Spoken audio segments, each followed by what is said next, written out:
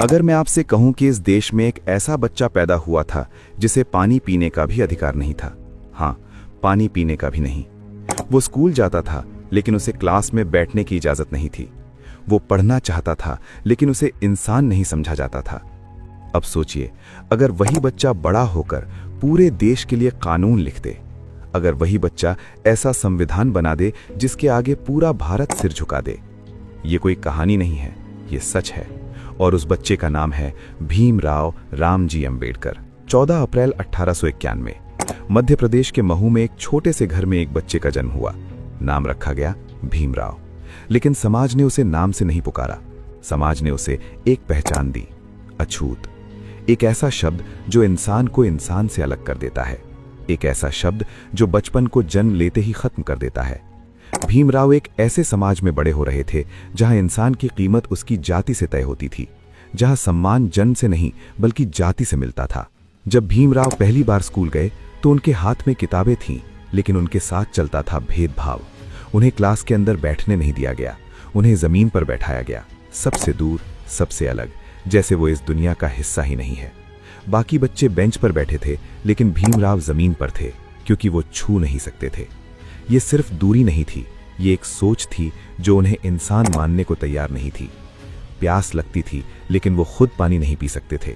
कोई ऊंची जाति का व्यक्ति आता और दूर से उनके हाथ में पानी डालता, और अगर कोई ना आए तो वो प्यासे रह जाते, घंटों तक, सूखे गले के साथ। एक बच्चा जो सिर्फ पानी पीना चाहता था लेकिन समाज उसे वो भी नहीं दे रहा था। क्या ये इंसानियत थी या ये एक ऐसी क्रूरता थी जिसे समाज ने नियम बना दिया था? हर दिन अपमान, हर दिन तिरस्कार, हर दिन अकेलापन। लेकिन ये सब भीमराव को तोड़ नहीं पाया। ये सब उन्हें अंदर से मजबूत बना रहा था। उनके अंदर एक आग जल रही थी, एक जिद पैदा हो रही थी।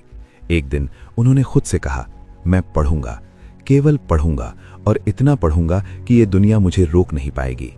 ये सिर्फ एक वाक्य नहीं था, ये एक संकल्प था जो समय के साथ एक आंदोलन बनने वाला था। भीमराव ने पढ़ाई को अपना हथियार बना लिया।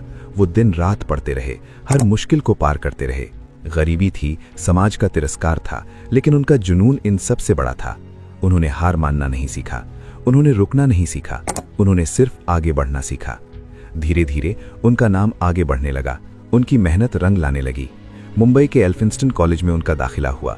ये सिर्फ एक एडमिशन नहीं था, ये इतिहास था, क्योंकि पहली बार उनके समाज का कोई व्यक्ति इतनी ऊंची शिक्षा तक पहुंचा था। ये उनकी नहीं बल्कि उन लाखों लोगों की जीत थी जिन्हें सदियों से दबाया गया था। लेकिन भीमराव यहीं नहीं रुके, उनका सफर यहीं खत्म नहीं हुआ। उनकी प्रतिभा ने उन्हें भारत से बाहर पहुंचाया। उन्हें मौका मिला अमेरिका जाने का, कोलंबिया यूनिवर्सिटी। एक नई दुनिया, एक नया समाज, जहां उन्हें पहली बार इंसान की तरह देखा गया, जहां किसी ने उनसे उनकी जाति नहीं पूछी, जहां उन्हें छूने से कोई डरता नहीं था। ये उनके जीवन का पहला अनुभव था जहां उन्हें बराबरी मिली, जहां उन्हें सम्मान मिला। उन्होंने वहां भी पढ़ाई जारी रखी, केवल पढ़ते रहे। अर्थशास्त्र, राजनीति, समाज, हर विषय को गहराई से समझा। ज्ञान अब उनका हथियार बन चुका था। उन्होंने अपनी सोच को इतना मजबूत कर लिया कि अब वो सिर्फ अपने लिए नहीं सोच रहे थे, वो पूरे समाज के लिए सोच रहे थे। फिर वो लंदन गए, जहां उन्होंने कानून की पढ़ाई की, खुद को और मजबूत बनाया। अब वो सिर्फ एक छात्र नहीं थे, अब वो एक विचार बन चुके थे। एक ऐसी सोच जो अन्याय को खत्म करने वाली थी, एक ऐसा संकल्प जो इतिहास बदलने वाला था। सोचिए, जिस बच्चे को कभी पानी तक नहीं दिया गया, वही अब दुनिया के सबसे बड़े विश्वविद्यालयों में खड़ा था। यह सिर्फ सफलता नहीं थी, ये एक जवाब था उस समाज को जिसने उसे ठुकराया था।